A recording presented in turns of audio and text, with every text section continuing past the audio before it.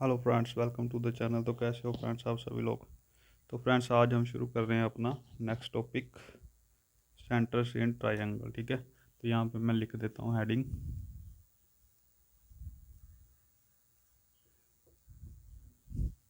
तो सबसे पहले है हमारे पास सरकम सेंटर। ठीक है, क्या होता है सरकम सेंटर।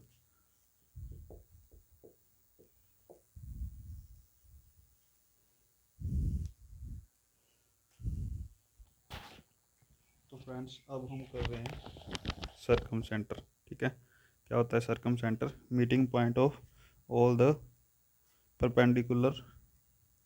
ठीक है, जो सभी साइड पर परपेंडिकुलर बाइसेक्टर होते हैं उनके मीटिंग पॉइंट को बोलते हैं।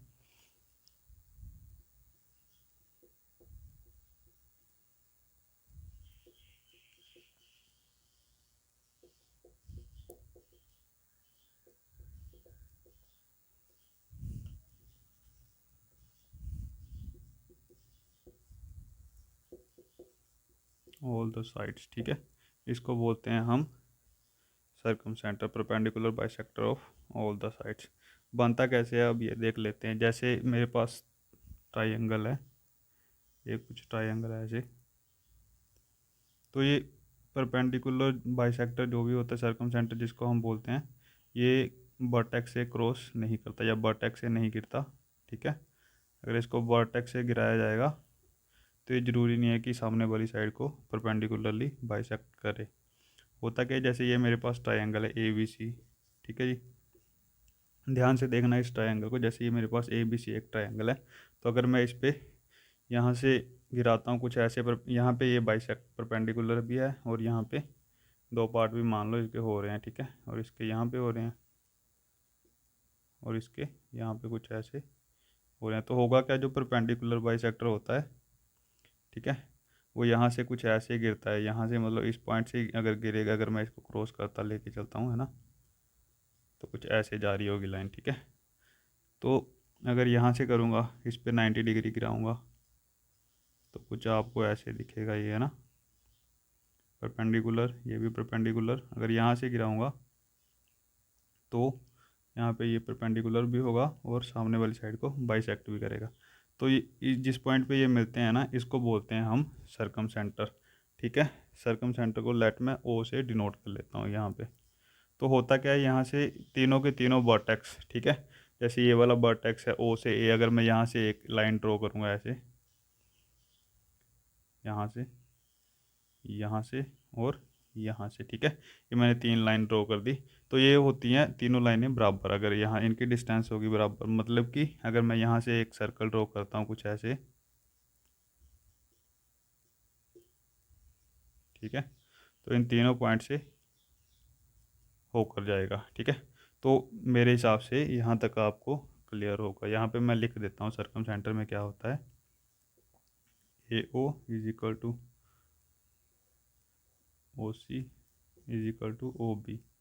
ठीक है, तो ये तीनों पॉइंट होते हैं आपस में बराबर और ये होते हैं इक्वल टू सर्कल की रेडियस के। ठीक है जी, तो मेरे हिसाब से आपको यहाँ तक हो गया होगा क्लियर।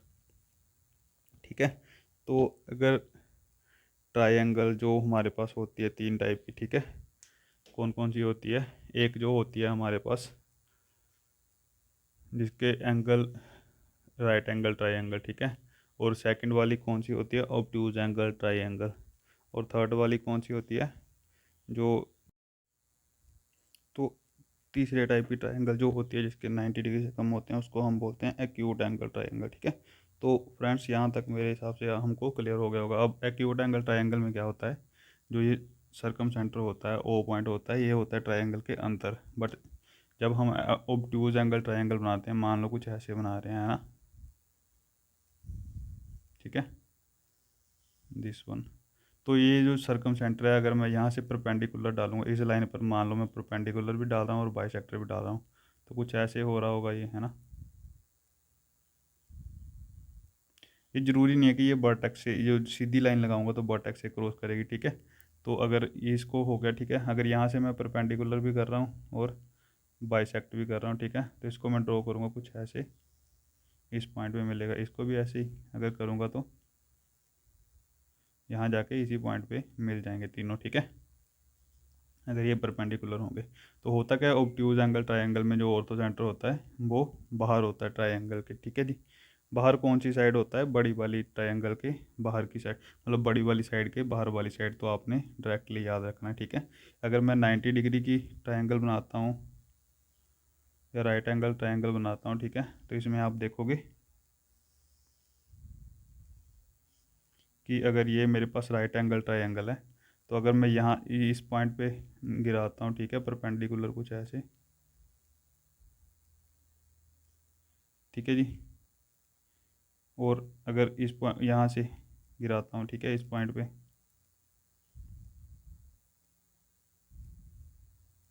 ठीक है, परपेंडिकुलर भी होगा और बाइसेक्ट भी करेगा, और यहाँ पे ऐसे गिराता हूँ, तो ये तीनों अगर किसी पॉइंट पे मिलते हैं तो वो पॉइंट इसी लाइन पे होता है, ठीक है जी। तो आपको मेरे हिसाब से ये चीज़ क्लियर होगी, और अगर नहीं क्लियर है तो आपने डायरेक्टली याद रखनी है, ठीक है।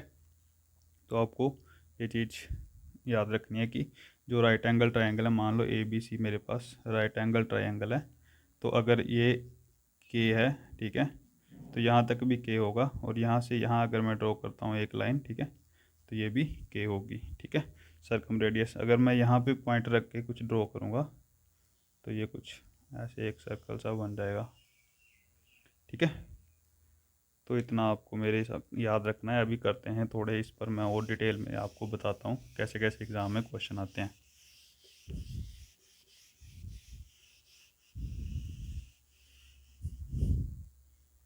सर्कम सेंटर पर कैसे कैसे एग्ज़ाम में क्वेश्चन आते हैं।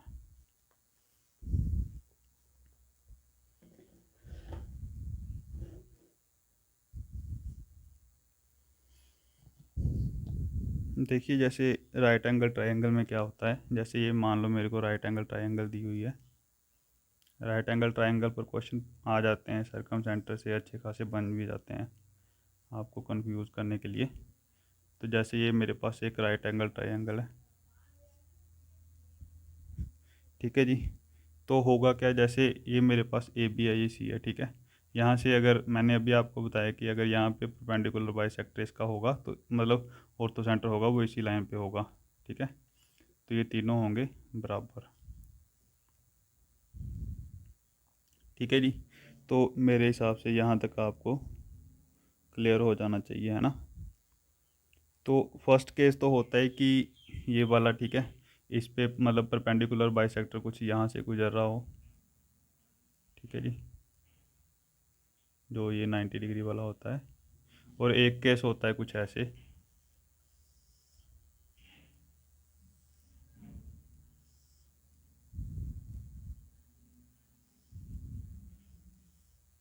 ठीक है, कि परपेंडिकुलर बाइसेक्टर इसी पॉइंट से गुजर रहा हो। तो ये कौन से केस में होगा, आइसोसेलेस राइट एंगल ट्रायंगल में, ठीक है। अगर ट्रायंगल आइसोसेलेस होगी तो ये परपेंडिकुलर, अगर मैं यहाँ से गिराऊंगा तो इस पॉइंट पे परपेंडिकुलर भी होगा और ना इसको बाइसेक्ट भी ये करेगा, ठीक है।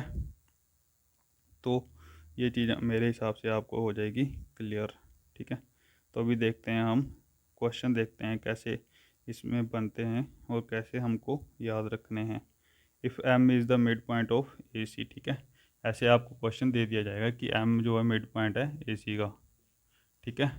तो अगर एम मिड पॉइंट है ए सी का, ठीक है, तो होता क्या है, जैसे मेरे को ये कंडीशन दे दी कि M is a mid point of A C, तो मैं मेरे को पता चल जाएगा कि अगर एम मिड पॉइंट है तो इसकी सर्कम रेडियस पूछ ली अगर आपसे सीधा सीधा, है ना, तो वो मैं बता सकता हूँ, ठीक है, वो मैं बता सकता हूँ ए एम या इक्वल टू ए सी या इक्वल टू बी एम, ठीक है। तो मैं यहाँ से सर्कम रेडियस बता सकता हूँ। और अगर मेरे को पूछ लिया कि इस ट्रायंगल का एरिया बताओ, ठीक है, पूरी ट्रायंगल का एरिया बताओ, मेरे को एक ही साइड मतलब एक ही दे दिया इसमें से, ये सर्कम रेडियस दे दी, तो मैं पूरी ट्रायंगल का एरिया कैसे निकाल सकता हूँ यहाँ से, ठीक है। तो अगर तो ये परपेंडिकुलर यहाँ से गिर रहा है, ठीक है, परपेंडिकुलर बाइसेक्टर या आइसोसेलेस राइट एंगल ट्रायंगल आपको दिया नहीं होगा, अगर ये दे दिया कि ये परपेंडिकुलर यहाँ से वहाँ गिर रहा है और बाइसेक्ट भी कर रहा है, तो आप समझ आना कि ये आइसोसेलेस राइट एंगल ट्रायंगल है, ठीक है। तो होगा क्या इस केस में, इस केस में आपसे एरिया भी पूछ सकता है। तो अगर ये आ रहा है, ये भी आ रहा है, ठीक है, और ये भी आ रहा है, ये पूरी करूँगा तो ये हो जाएगी मेरे पास 2r, ठीक है। और ये वाली आर जो है ये हो जाएगी 1 r, ठीक है, हाइट है। तो एरिया ट्राइंगल का क्या होता है आपको पता होगा, ठीक है, 1/2 इंटू आर। तो आप सीधा मार्क करोगे कि r² एरिया होता है, किस केस में, इस केस में, ठीक है। तो आपको केसेस याद रखने हैं, कौन कौन से केसेस हैं, उसी हिसाब से आपको एग्ज़ाम में अप्रोच करना है क्वेश्चंस को, ठीक है जी। तो यहाँ तक मेरे हिसाब से आपको क्लियर होगा। चलिए देखते हैं अब हम नेक्स्ट क्वेश्चंस। अब क्वेश्चन नेक्स्ट क्या आता है, ठीक है। जैसे यहाँ पे इसको मैं ऐसे ही रहने देता हूँ। यहाँ दे दिया कि M is a mid point of A C, ठीक है, ए बी सी ट्राइंगल है, एम इसका मिड पॉइंट है। और अब हमसे पूछ लिया कि यहाँ से जो परपेंडिकुलर गिरेगा वर्टेक्स से, ठीक है, यहाँ से परपेंडिकुलर सामने वाली लाइन पे अगर गिराऊंगा तो कुछ ऐसे ही गिरेगा ना। तो अब हमें पूछ लिया कि पी बताओ कितना होगा, ठीक है। तो यहाँ से एम हमको मिड पॉइंट दिया हुआ है, तो हम पी कैसे निकालेंगे। पी कैसे निकलता है, परपेंडिकुलर इज इक्वल टू, अगर मेरे पास ये सी के सामने वाली साइड सी है और बी के सामने वाली साइड को मैं बी मान लेता हूँ और ए के सामने वाली साइड को मैं ए मान लेता हूँ, ठीक है जी। तो अगर ये मेरे पास साइड्स हैं,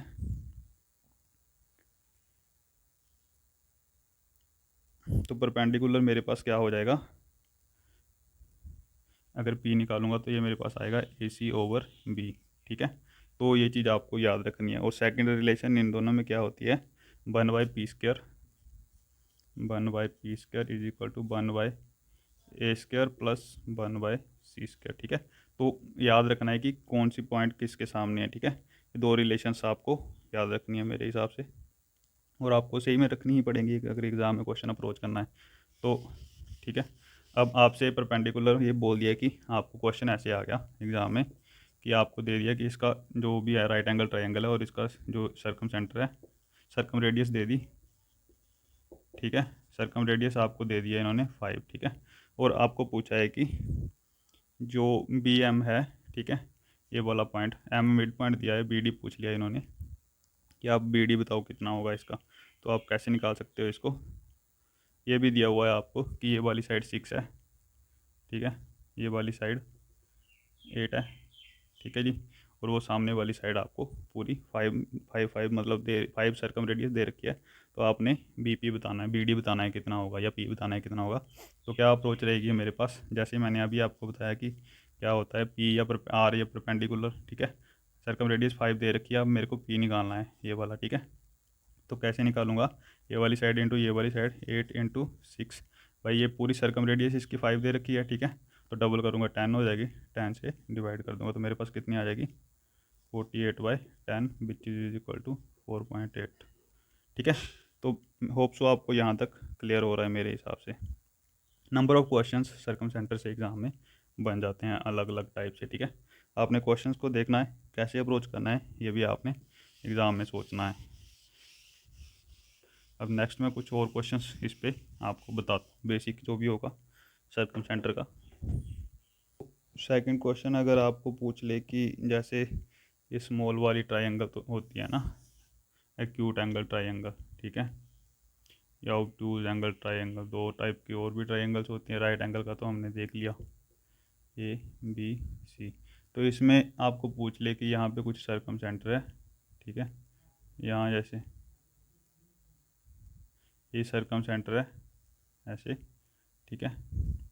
तो यहाँ पे अगर आपको इन रेडियस पूछ ली या सर्कम रेडियस पूछ ली, ठीक है, तो आपको कैसे निकालनी है, इसका डायरेक्ट फॉर्मूला आपको याद रखना है। सर्कम रेडियस क्या होती है इसमें, A B C Y 4 del, ठीक है, एरिया ऑफ ट्राइंगल, इसका मतलब है कि 4 एरिया ऑफ ट्राइंगल, ठीक है जी। और क्या हो सकती है ये, इसको आप ऐसे भी लिख सकते हो, A B C divided by, ठीक है। तो इसमें क्या होगा, फर्स्ट केस में आपने क्या करना है, A plus B plus C, ठीक है, A plus B plus C and A plus B minus C, और A plus C minus B, and third case में क्या करना है, A plus C plus B, C plus B minus A, ठीक है। तो यहाँ से आपके पास आ जाएगी सर्कम रेडियस। और राइट एंगल ट्रायंगल में मैंने बता दिया है कि जो हाइपोटेनस का हाफ होता है वही होती है सर्कम रेडियस, ठीक है जी। तो मेरे हिसाब से यहाँ तक आपको हो जाएगा क्लियर।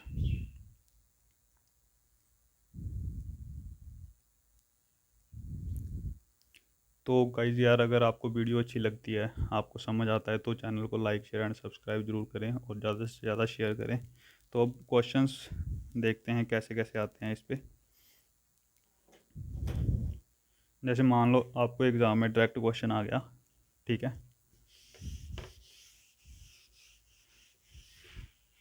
जैसे आपको दे दिया the sides of triangle,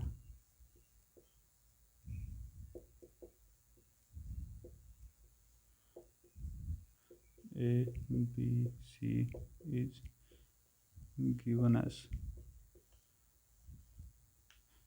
3, 4 and 5, ठीक है। Find the circum radius.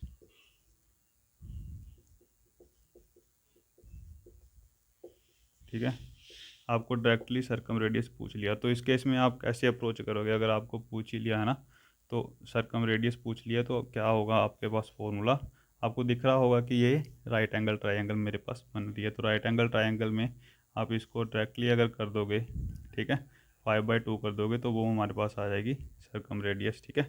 तो ये तो हो गया एक, जो अभी मैंने आपको फॉर्मूला लिखवाया है कि ABC/4 रेडियस, वो यूनिवर्सल फॉर्मूला, 4 मतलब एरिया ऑफ ट्रायंगल। तो यहाँ से देखो कि, तो यहाँ से मेरे पास आ जाएगा, ठीक है। अगर यहाँ से मैं एरिया निकालूंगा इस ट्रायंगल का जो दी हुई है, तो इसका कितना एरिया आ जाएगा? मेरे पास एरिया आएगा 6 यूनिट, ठीक है। 6 यूनिट क्यों आएगा? 6 ही आएगा, ठीक है। एरिया निकालूंगा तो वो आ जाएगा 6, ठीक है। अगर एरिया मेरे पास 6 आया है, साइड्स मेरे को दी हुई हैं, तो यहाँ से अगर मैं वैल्यू पुट करूँगा 3, 4, 5/4 × 6, ठीक है। तो 4 से 4 कट जाएगा, 3 2 टाइम कट जाएगा, तो 5/2 मेरे पास आ जाएगा। तो ये भी, यहाँ से भी आप जा सकते हो, जो भी रास्ता आपको सही लगता है वहाँ से आप जा सकते हो, ठीक है। और अगर आपको मान लो, जैसे वो मैंने आपको थर्ड फार्मूला आपने कब यूज़ करना है, ठीक है, जब आपको सेमी पेरीमीटर दे रखा हो, पेरीमीटर दे रखा हो या सेमी पेरीमीटर, दोनों में से कुछ भी दे रखा हो, और 2 साइड्स दे रखी हो, तो या तीनों साइड्स भी दे रखी हो, तो आप उस फॉर्मूले को यूज़ कर सकते हो, ठीक है, डायरेक्टली। तो यहाँ तक मेरे हिसाब से आपको क्लियर हो जाएगा। तो ऐसे भी पूछ लिया जा सकता है आपको।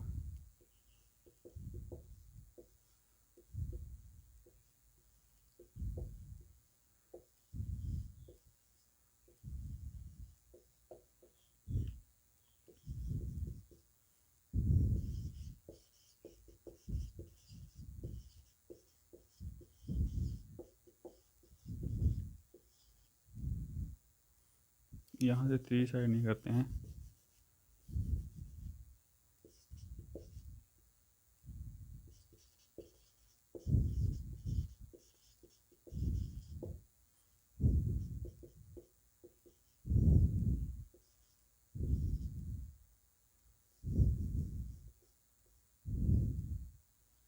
ठीक है। सर्कम रेडियस आपको 5 दे दिया, तो इस ट्रायंगल का आपसे पूछ लिया एरिया, ठीक है।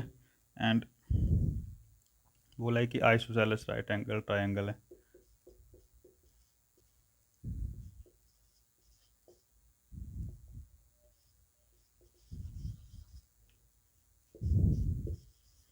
तो क्या सोल्यूशन रहेगा आपके पास? अगर आपको दे दिया है कि आइसोसेलेस ट्रायंगल है, ठीक है, तो जो वर्टेक्स से सामने वाली साइड पर परपेंडिकुलर होगा वो उसको बाइसेक्ट भी करेगा, मतलब सर्कम रेडियस भी होगी, ठीक है।